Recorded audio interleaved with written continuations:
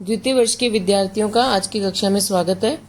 आज की पिछली कक्षाओं में मैंने सम्राट की शक्तियाँ और सम्राट की वास्तविक शक्तियाँ और की सैद्धांतिक शक्तियों के बारे में बात की थी।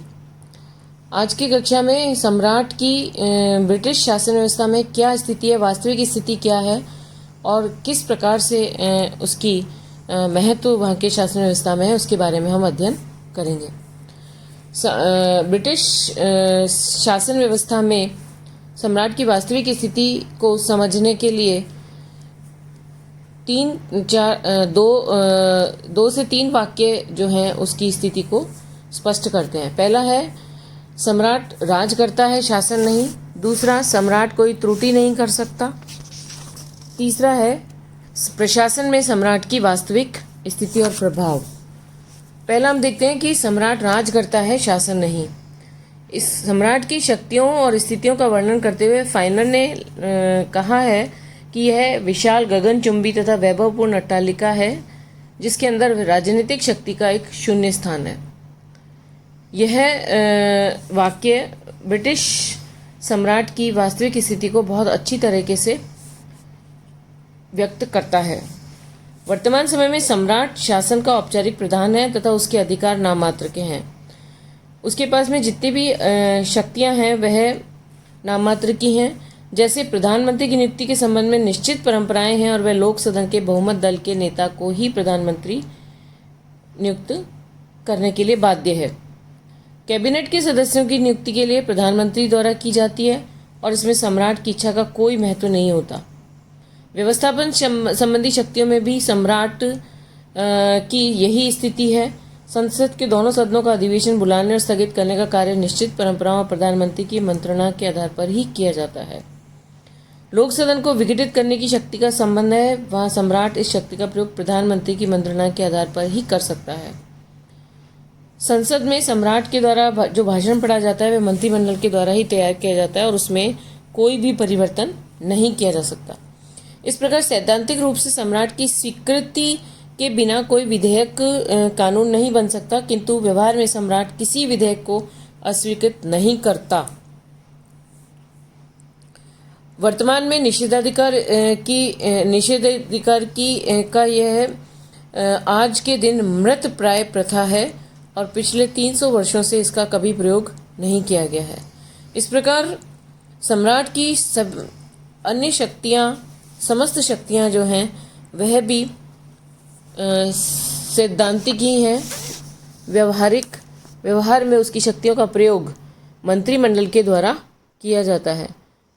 अतः सम्राट वहाँ पर ब्रिटिश शासन व्यवस्था में एक बहुत वैभवपूर्ण अट्टालिका के अंदर रहता है जिसके अंदर उसकी शक्तियों का स्थान शून्य है। तो इस प्रकार से सम्राट केवल एक औपचारिक प्रधान है और उसके पास शक्तियाँ कुछ भी नहीं हैं। ब्रिटिश शासन व्यवस्था में सम्राट की स्थिति को समझने के लिए एक और वाक्य है, सम्राट कोई त्रुटि नहीं कर सकता। वर्तमान समय में शासन व्यवस्था के अंतर्गत सम्राट की वास्तविक स्थिति यह है कि सम्राट जो कुछ भी करता है ठीक ही करता है और उसके किसी भी कार्य में कोई त्रुटि नहीं होती। सम्राट के संबंध में यह इसलिए कहा जाता है क्योंकि पहला बात यह है कि सम्राट कानून के ऊपर है।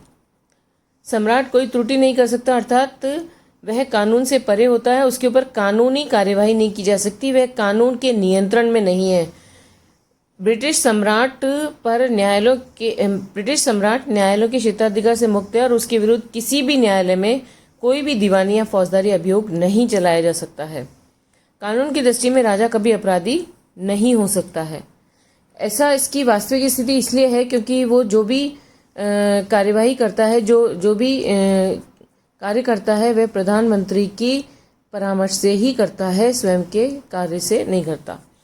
तो इसीलिए कहा गया है कि सम्राट स्वयं विवेक से नहीं बल्कि कैबिनेट के परामर्श से कार्य करता है, अतः उसके कार्यों के लिए कैबिनेट उत्तरदायी है और सम्राट स्वयं विवेक से कार्य नहीं करने के कारण वह किसी भी कार्य के लिए उत्तरदायी नहीं है।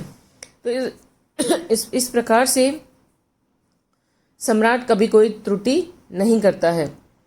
एक और बात इसमें कही जाती है कि अवैधानिक कार्य के लिए किसी को सम्राट के नाम पर उन्मुक्ति नहीं मिल सकती। अर्थात सम्राट के नाम पर यह कि कोई भी व्यक्ति यदि असंवैधानिक कार्य करता है तो सम्राट के नाम पर उसको मुक्ति नहीं मिलेगी।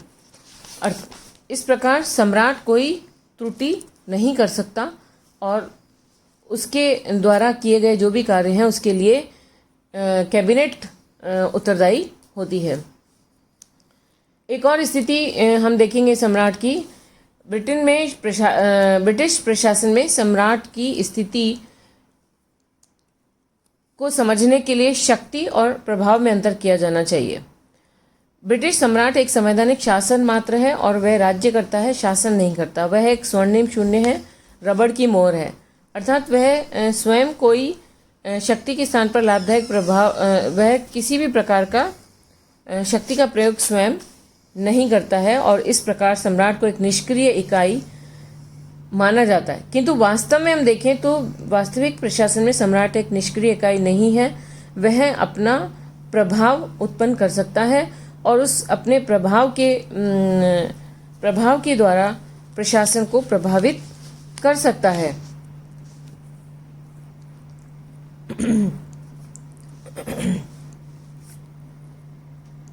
वह अपने अनुभव, राजनीतिक निष्पक्षता, संसदीय शासन की कार्यपद्धति और पद की महत्ता के कारण प्रशासन में अपना प्रभाव उत्पन्न कर सकता है और अपने प्रभाव के द्वारा प्रशासन को प्रभावित कर सकता है।